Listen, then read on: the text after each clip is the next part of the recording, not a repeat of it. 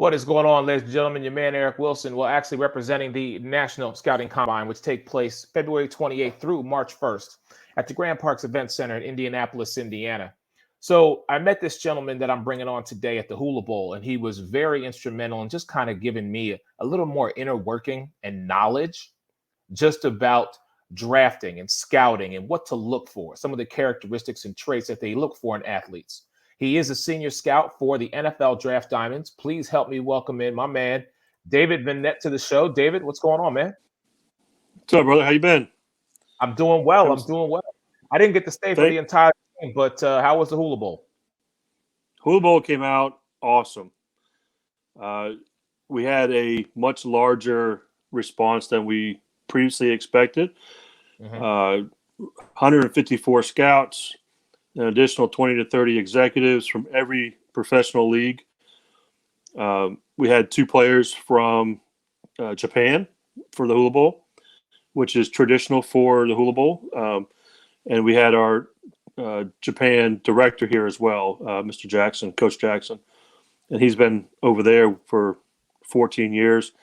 Those young men are not trying to get into the NFL, of course. They're trying to get into the Japan's X League. And they came in, they did great. Awesome.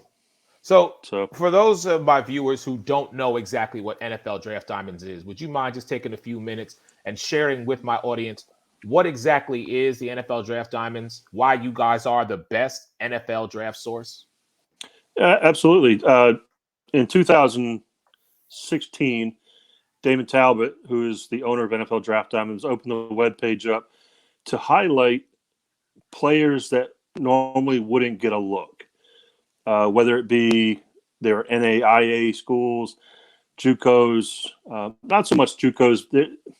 You'll get our small school players, underdogs, and it has proven over and over and over again to be an invaluable source to the NFL. We get calls, or let me rephrase that. Damon gets calls and emails every day from NFL scouts, NFL executives, CFL scouts, CFL executives, asking about, hey, who's this scout that's writing for this, and can I get some more information on this player? And it's proven. I got brought on in a year ago, January of 2021. Previously, I was with the CFL, with the Rough Riders, as an area scout. And with COVID and everything, we were out of work. So Damon brought me on as a scout, senior scout. And I've been blessed. He's given me my own section called Trenchman's Corner. I specialize O-line, D-line, tight ends. I will write about other players, but those three positions are my specialty. I've been coaching for 17 years, and I've been all over the field as a coach. I've been a head coach, but it always comes back to the trench.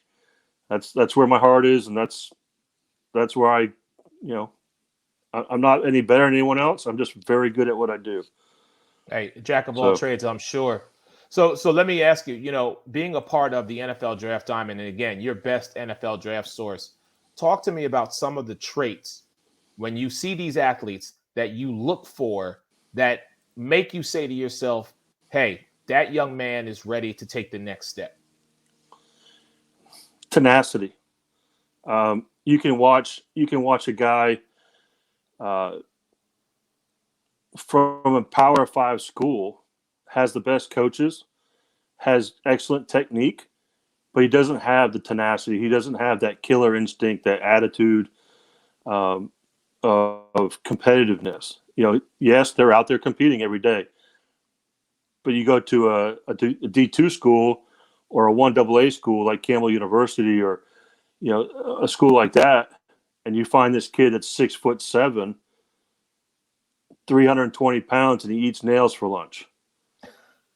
I mean, the greatest story in the last 10 years in that of an underdog is Quinn Miners from last year's draft.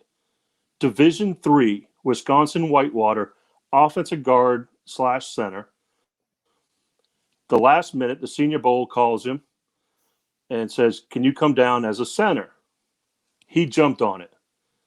Now, this guy's got videos all over YouTube, up in the Canadian bush, carrying logs, throwing like washing machines and insane workouts in the bush. And he gets a call from the Senior Bowl, goes down there. He's a D3 center and absolutely embarrasses Power 5 players.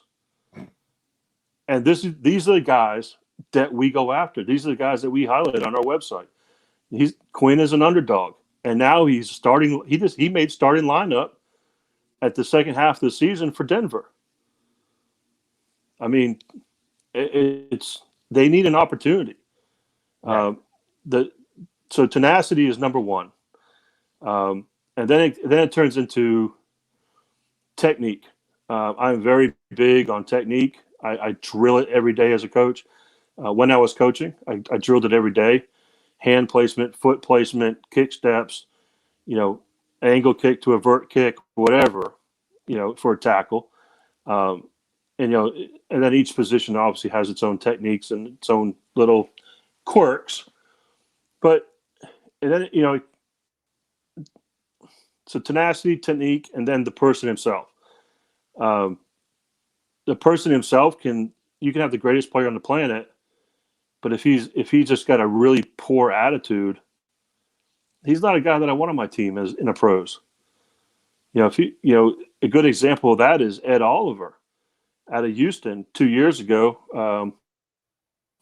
Actually, it might be 3 years ago now. Kid, he was talked as the number one defensive tackle in that draft class. Bills took him at number 9. They sat him on the bench for a while. He got playing time this year, but bad attitude. In his bowl game, he sat out his bowl game, decided to sit on the sidelines, and the coach, he didn't bring his coat with him. They were in a cold weather climate. He didn't bring his coat with him. He took one of the players, the wraps the players wear. Coach told him to take it off, and he tried to start a fight with the coach on national television. So, I mean, that's stuff that you look at. You look at social media. You look at their grades. If they're a 2.3 student, is that the guy you want? Or do you want a guy like Calvin Atkinson up at Dartmouth, who's won 2 Ivy League championships, 4-time state or 2-time North Carolina State wrestling champion, number 4 in the country wrestler as a high school student? He got a 32 out of 36 on his ACTs and was upset. Wow. Upset. Yeah. And he's an applied mathematics student at Dartmouth, starting right guard, 2-time Ivy League champion now. Or do you want that guy? Or do you want a guy like Ed Oliver? No. And I call out Ed. I call out Ed. It's just my opinion. Nothing against the guy. I'm glad that he's having success. I just personally, I don't like him.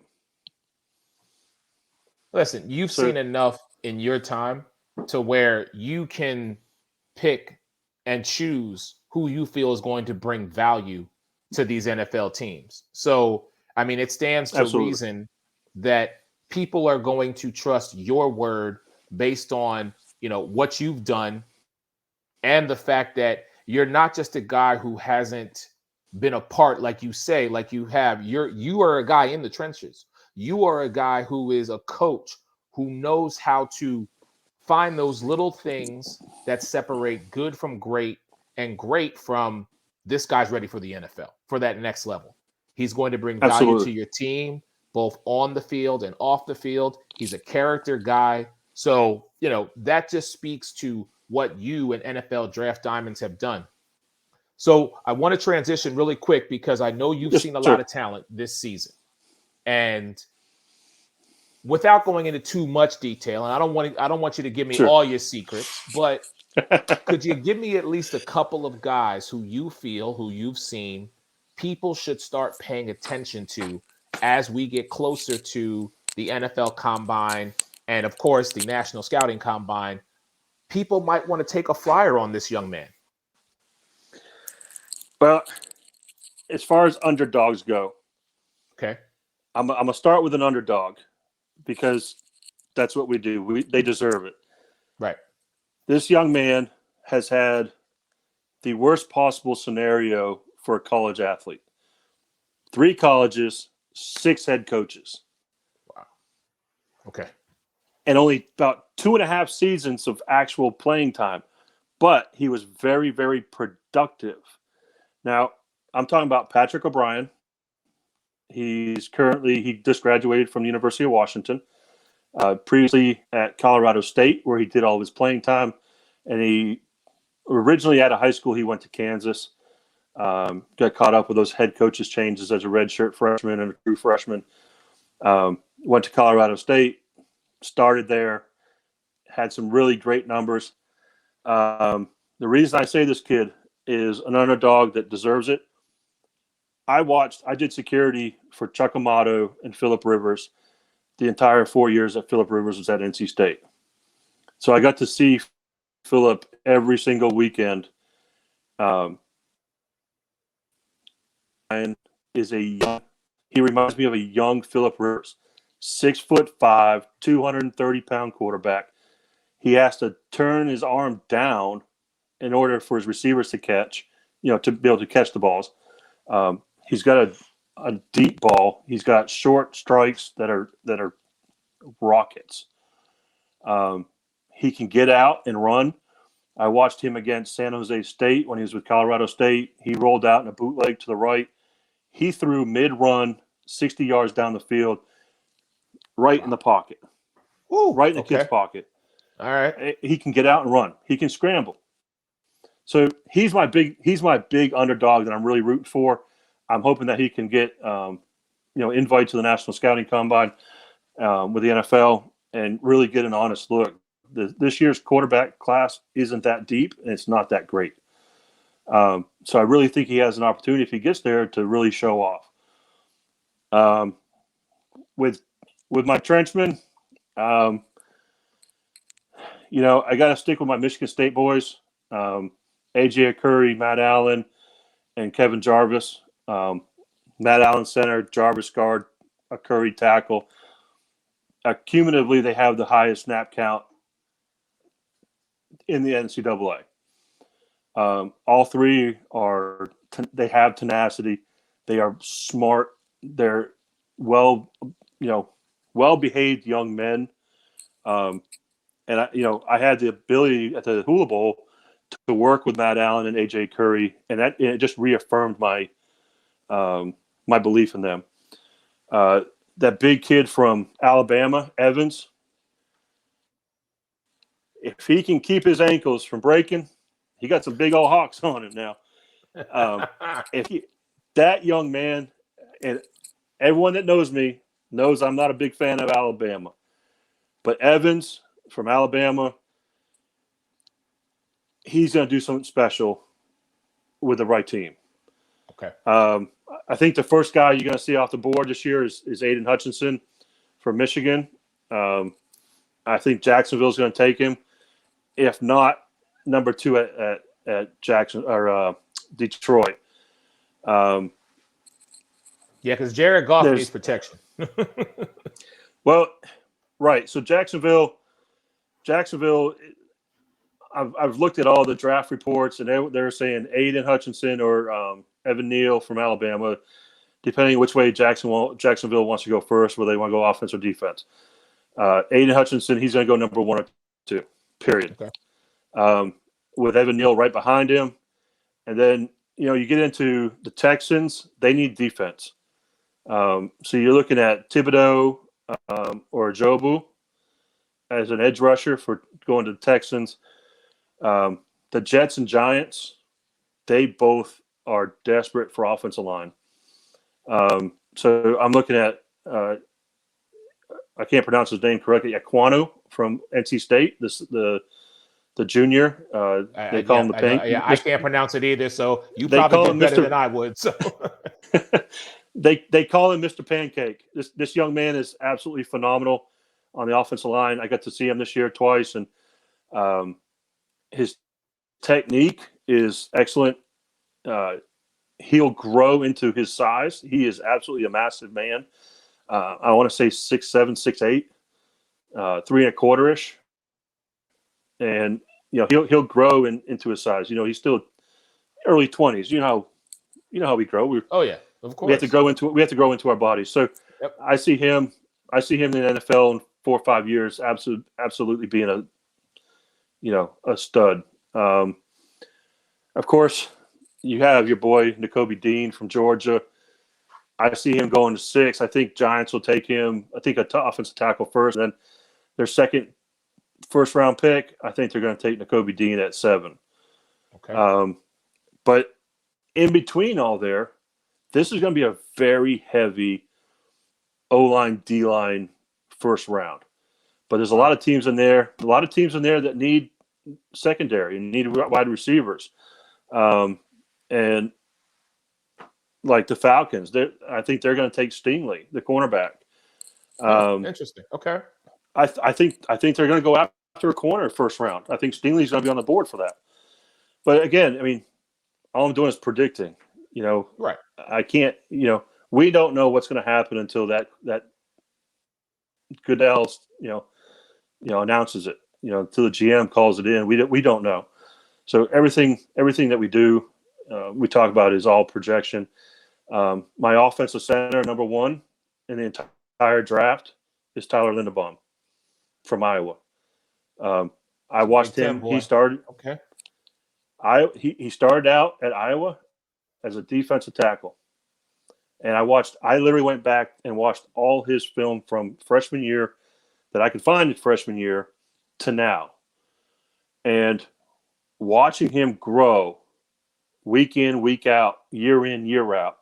It's like D-tackle mindset, and then, okay, I'm being taught offensive center.